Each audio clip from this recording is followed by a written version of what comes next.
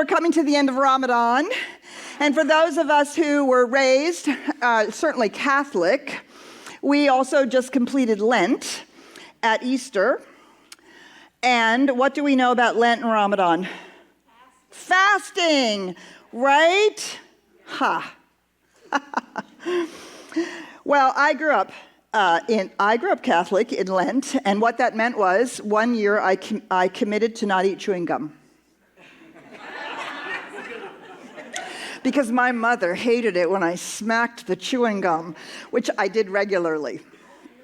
I remember 1 year, I gave up going to the sweet shop on the way home and buying candy.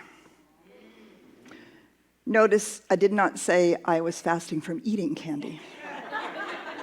I fasted from buying candy on the way home, which was one of my favorite things to do with my little dime, which was my weekly allowance.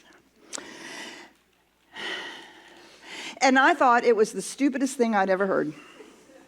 Why could I not eat sugar for this 45 days? What was the point? Nobody ever explained it to me. I had no idea, and quite frankly, truthfully, I felt like somehow I was being punished for things that I was enjoying. And that if I really wanted to fast for Lent, the most important thing was that I would give up something that I really loved. It truthfully made no sense to me. So, exploring Ramadan has been very interesting in terms of the fasting in Ramadan. For those of you who may not be familiar with the fasting in Ramadan, it is generally from sunup to sundown that is the fast. You do actually refrain from food and drink that entire time, unless you are unable to do so. If your physicality doesn't allow you to do so, if your job requires heavy, hard work and you need the water in the middle of a hot day, you are not required to punish yourself or damage yourself. If you have a job that requires that kind of work where you must continue to sustain yourself, or you are physically ill and need the sustenance, you can instead feed the hungry. You can give money to the poor. Because the recognition isn't about fasting as punishment. Neither is it fasting as I have to give up something I love to, prove my piety, make God feel bad for me and give me some goodies. I don't really know, right? Because I was clueless as to why this was so important in the month of Lent, or in the time of Lent. Fasting in Ramadan is a significant devotional practice. It's a devotional practice in Islam. A devotional practice done out of love, not out of fear or punishment. Muslims have different ways of fasting, including all forms of self-restraint. This includes not eating and drinking, feeding a poor person, being absorbed in the remembrance of God, avoiding gossip or saying mean things, not being greedy with one's eyes or mouth, showing humility, and purifying oneself. The deeper purpose of fasting is striving to achieve God consciousness, so as to try to live by the ethics of Islam at all times. Trying to achieve God consciousness, to experience self-restraint. Fasting for Lent. For Christians, fasting is a powerful spiritual discipline that aligns the heart more closely with the heart of God, and also empowers individuals to see breakthroughs in specific areas. I wish I would have known this in my teens. Fasting is when one goes without food or specific types of food for a period of time and instead directs the attention more fully to God. I definitely did not know that part. It helps as believers to not be ruled by physical desires, but to grow in spiritual power and authority over indulgences of our physicality. It's important to note that fasting without prayer is simply not eating. I did not know that. Remember that the goal is not to not eat for a time. It is to not eat so that one can redirect focus, energy, and attention toward God. The goal is to replace consuming food with a time for God. Yeah. Wow. Fasting, right? And I know a lot of people who do intermittent fasting for their health and well-being, it's another way of losing weight, and all of those kinds of things. But the recognition of fasting as a spiritual discipline that is devotional, what a concept. And what a concept to think about fasting as something that we do that is actually in support of our spiritual development, not as a giving up of something, right? I never got that. Like somehow I'm supposed to give up the things I love to prove that I love God, to prove that I'm, a Catholic, to prove that I'm Islamic, to prove that I'm whatever. But no, to do it so that there's space and room for the presence to enter. The philosophy of fasting calls upon us to know ourselves, to master ourselves, and to discipline ourselves to better free ourselves. To fast is to identify our dependencies and free ourselves from them. Wow. And this is something that has become clear to me in the last 10 years or so, which was astonishing, is that discipline is actually the road to freedom. Right? Discipline isn't punishment. It is taking responsibility for our choices. That's what discipline is. Simply taking responsibility, taking personal responsibility for our choices, which is what we teach in the science of mind. To master ourselves, to make sure that we're doing things not because we're on autopilot, simply reaching for food or something to drink or something to watch or something to do just because we can't think of anything else to do, or because it's a habit, or because we feel like we're going to do it because it's going to make ourselves feel better, right? All the reasons that we do all of these things, but to choose. I remember when I moved out to my cabin in the woods, I had spectacularly burnt out of my first ministry. I had made a complete mess of my life and the ministry, and I went out there and I really sat there and thought, what am I doing? Why do I even want to do this? Who do I think I am trying to be? I don't actually know what I want. And I sat in my chair for 3 months. 3 months. And I would find myself walking out to the deck, and I would think, well, when did I decide I wanted to go out to the deck? Oh, well, I did it out of habit. I would go and sit in my chair. And I would find myself reading a book because I was bored of my own company and I couldn't think of anything else to do. And all of a sudden I would be reading a book and I would ask myself, when did I decide to read this book? Or did I just reach for it out of habit? I actually remember standing in the kitchen one day, 3/4 of the way through making a peanut butter and jelly sandwich, not knowing when I made the decision that I was hungry, or that I even wanted a peanut butter and jelly sandwich. I was doing it simply because I needed something to do, and it was habit. It took me 3 months to unhook the automatic patterns of staying busy, distracting myself, not having to be with myself, doing all of those things, before I could actually hear what was going on in my brain and my heart, enough to begin to process what had just happened in my life and where I thought I wanted to go. But the requirement was to master myself enough to pay attention. And so we have to ask ourselves, what are our dependencies, our distractions, and our addictions? Karen and I started talking about this. Last year I was up at the cabin.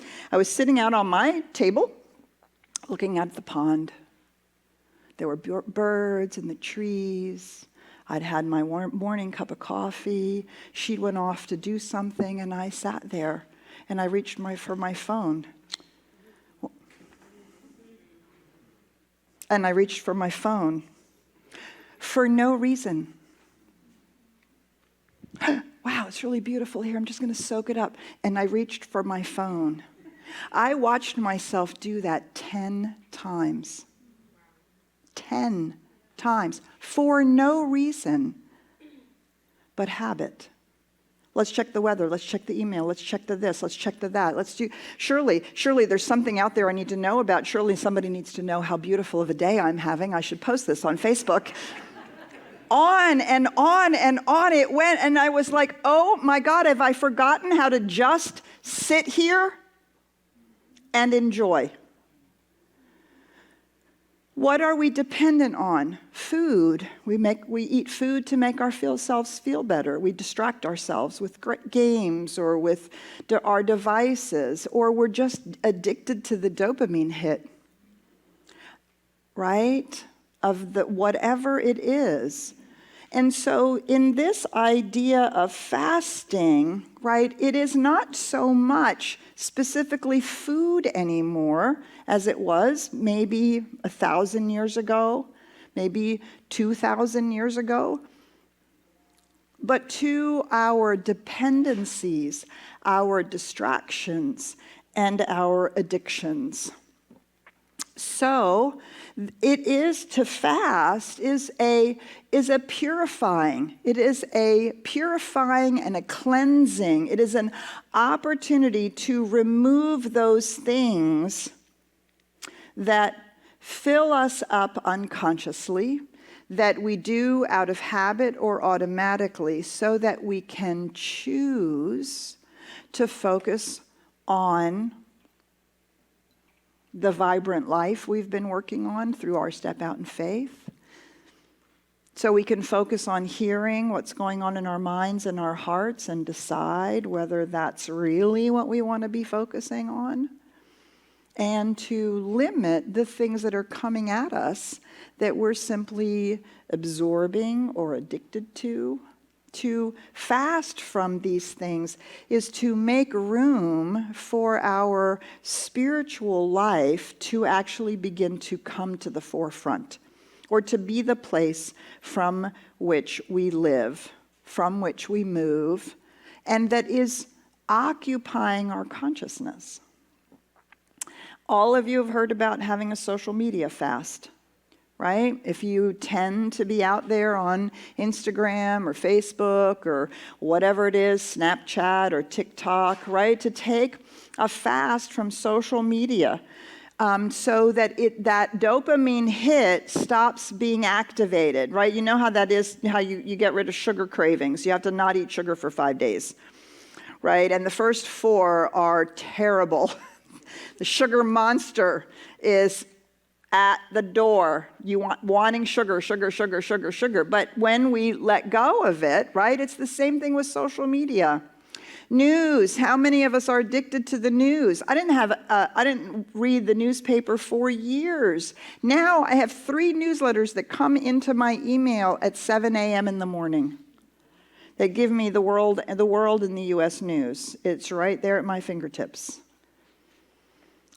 TV, movies, music, that constant stuff that's in the background. Can we be in our house and we immediately turn something on? We immediately want to have some background noise. We immediately want to have something going on. How many of us, you don't have to raise your hand. How many of us, when we're alone and we're having a meal, how many of us put on a movie, get on our devices? Right?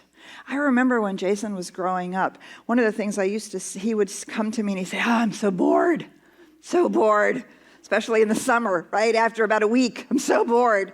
Oh, I would say to him, well, here are your choices. You can have creative boredom, or I have a whole list of chores that you can do. He would say, oh, no, it's okay. And we would have a conversation about creative boredom. It's okay to be bored. Allow your creativity to flourish in those moments. Or, I have plenty of chores that you can do.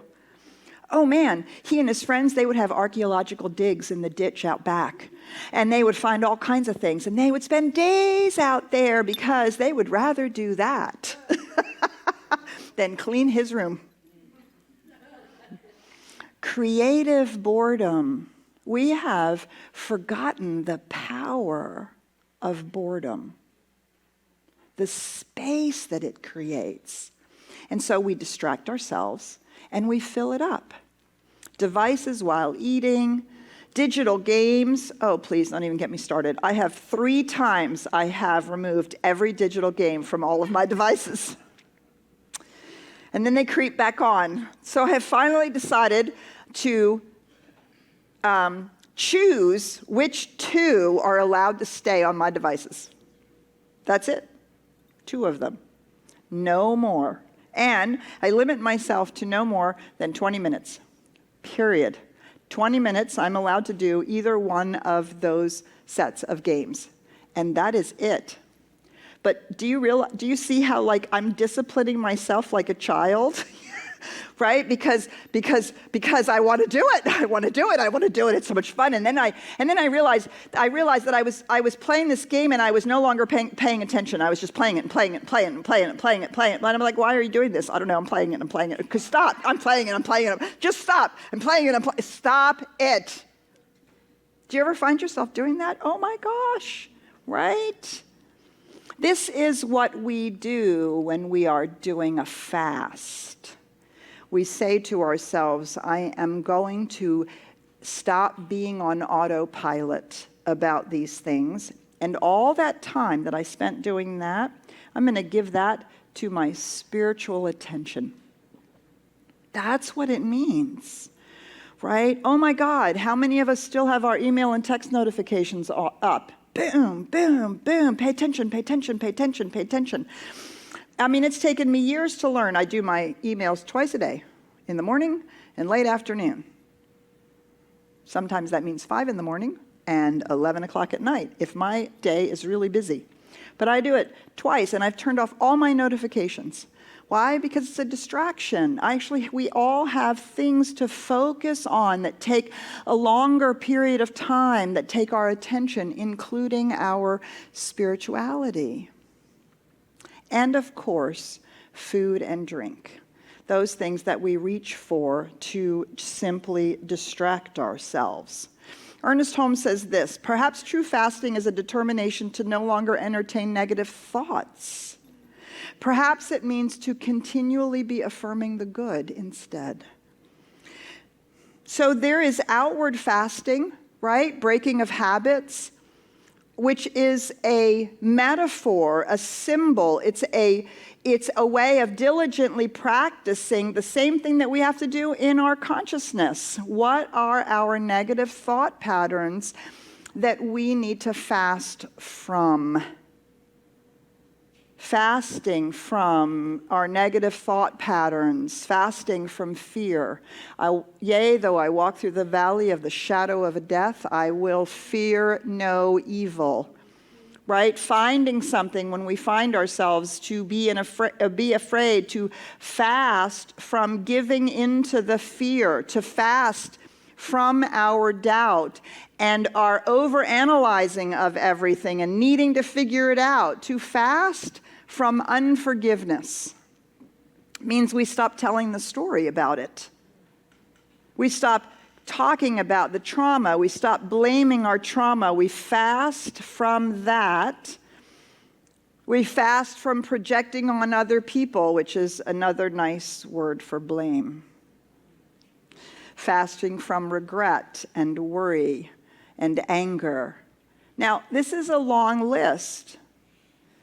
In Lent, you pick one. Chewing gum. Pick one. You don't have to fast from them all. Oh my God, we'll all fall over dead because we'll be exhausted, right? Or we'll give up after 3 days and go right back to overindulging our bodies and our minds because it's too much. That's why fasting is very, very specific, right? In Ramadan, it's fasting from sunup to sundown. In Lent, it's picking a thing to fast from. So we're not going to fast from all of these things all at once. Pick one. Pick the one that is causing the most challenge. Pick the one that you've become aware of is the one that's running you in a way that you no longer want to have it run you. And say, I am going to fast now from this. I'm going to fast from it for a day. Just try it for a day. I'm going to fast from this for this week. This whole time running up to this presentation I have to do or this big scary thing I'm going to do, I'm going to fast from worrying about it. Every time I worry, I'm going to say, no, I'm fasting from that. Do you see? To fast from our negative thinking is the most powerful way that we can engage in this fasting, even more so. But if we're not fasting outwardly, do you see, we might not have the space to realize that we're not fasting inwardly. Does that make sense? If I'm distracting myself and I'm addicted to things and I'm on autopilot, I won't even realize that my worrying is running me, that my fear is running me, that my doubt is running away with me. So the outer fasting makes space for that, which is part of the reason why it's so uncomfortable. Because now all of a sudden, that which we are distracting ourselves from is front and center. But now we can fast from it to the best of our ability. Right? I love all the descriptions that I read about Ramadan. Such deep compassion. Such deep compassion for us. To recognize that it's not about perfection. It's not about doing it perfectly. It's about the practice. Do you see? It's about the practice of it. And what we are doing is developing the discipline, which is the door to freedom. It is good to practice to fast and feast on affirmations only. Why not fast from the ideas of lack and feast on the ideas of abundance? Now, this is the thing that I love about the science of mind. Yes, there is something we decide not to do, but the reality of it is deciding not to do it is not enough. I don't know if you've ever realized that, but saying I'm not going to do that, like your brain is like, well, there's a big vacuum. There's a vacuum, and so I'm going to reach the next thing I'm not supposed to do, right? Because I've created a vacuum. Well, it's a good place to start, but what are we going to fill it with? Right? This is what I love about the science of mind, is what are we now going to fill that space with? Well, both Lent and Ramadan say that what we are filling our space with is the presence of the divine, is our love for the infinite. To feast on life, on spirit, on abundance, on joy, on love, to feast on these things that are the truth of who we are. So what shall we feast on? Well, first of all, we have to feast on things that nourish our bodies and nourish our minds, right? We have to feast on these things. So if we are fasting from devices, if we are fasting from social media, if we're fasting from certain foods or drink, right? Then to replace that, what are we feasting on? What nourishes our bodies? What nourishes our mind? So what if instead we feasted on meditation? Every time you wanted to reach for a device because you couldn't think of anything else to do, Petra, what if you spent 2 minutes meditating? Ha! What a novel concept. Right? What if we feast on meditation or making a difference, recognizing that instead of watching a movie, we could be writing a letter to our congressman about things that are going on that we have something to say about?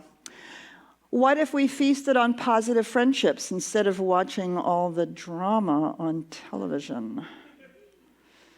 Right? And all those thrillers and horror movies that simply keep the cortisol running and keep us in that place of stress. What if instead we feasted on positive friendships?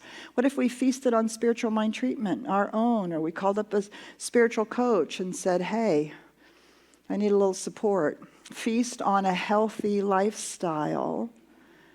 Feast on giving your gift. What if we feasted on inspiration? What if instead of reaching for the phone, we reached for an inspiring book and just read a paragraph? Right? I cannot tell you how much this talk is for me. I thought, you're really going to stand up there and talk about all these things? And I'm like, yes, because I need to hear it. Right? Because it's so easy to get in the rut, in the habits. It's not that we're not well-meaning people. It's not that we don't want to be spiritual. It's not that we're trying to do it. It's that fasting breaks the habit. And deciding what I'm going to feast on instead builds a different habit. We're never going to get away from the fact that we are run on habits. What we want to do is have the habit be that which is actually in alignment with who we are and who we want to be. Right? So for me, fasting is powerful, and I don't want to create a vacuum that some other autopilot behavior is going to fill. Speaking from long and painful personal experience. So we want to feast on that which feeds us, feast on that which is good for our heart, good for our mind, and ultimately we want to feast on that which is good for our soul. Yeah, I mean, I really had to, this was the huge awareness around the pandemic for me. During the pandemic, as hard as I was working, I was giving myself the excuse that I was so overwhelmed about learning how to do all of the technology and learning how to speak into a camera when nobody was there and really trying not to be afraid about what was going to happen to CSLDallas and all of that. I do believe that despite the fact that ministry is a 60 to 80 hour work week, that during the pandemic, I worked harder than I have ever worked. And so my excuse was, just got to chill. Just going to chill and veg out. Karen and I, we watched all the Marvel movies in their timeline, in the timeline of the universe, right? Not when they were put out, but we watched all the Marvel movies. Yeah, we watched all the Mrs. Maisel episodes. We watched all the God knows what else, right? And I remember at one point, maybe 2 years in, we were starting to think about we were going to come back. And I thought, what have I been doing to nourish my soul? Oh, a little reading in the morning. Oh, a little meditation in the morning. Yeah, kind of the bare minimum, like the bare minimum maintenance, brush your teeth, comb your hair. What was I doing to nourish my soul? Feasting on Spirit's presence. It's nonsense that when we're that depleted, that what we need to do is veg out and have more depletion. What we need is to feast on the presence of life itself, to become bored with our humanness, that we reach for things that fill our souls. That was the awakening for me in the pandemic, that I had stopped doing that in that deliberate manner. And so to feast on spiritual truth, to feed ourselves spiritual truth, to nourish our souls on spiritual truth, whether that's reaching for a book or a meditation or to sit and gaze on something beautiful, to feast on the qualities of the divine, where we can see it, how we can read about it, how we can fill ourselves back up with these qualities that are always present, that are always available to us. This is not just an intellectual list. This is being present to it. But do you see the fasting makes space for us to then be present to, wow, I'm having a moment of peace. Wow, look at how that beauty is just, it's so beautiful. Just don't even talk to yourself about the beauty. Just be with it. Just be with it.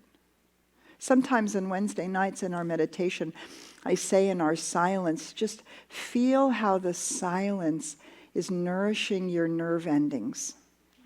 There's nothing they need to be doing. And so they can come to rest. Our energy, that sensitivity that we all have, right? When we're feasting on these things, then our whole system gets resettled. It's like having a really great, perfect meal when we're hungry. We've done a lot of work and we nourish ourselves and our bodies and we don't overeat and our bodies feel like, oh, wow. Or a really great walk or a really big belly laugh. Do you see? So we're feasting on those things that nourish us, but there's no room for it if we're not fasting from the other things. Yeah. So thank you for listening to me talk to myself.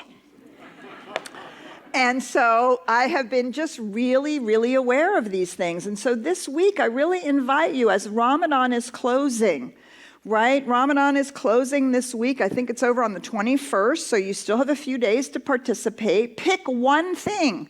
Pick one outer thing maybe and one internal thing that you say, I'm going to fast from as much as I can during the day. Give yourself a block of time, sunrise to sunset. I'm going to fast from that. And then, what am I going to feast on instead? And let's see how it goes. So it is.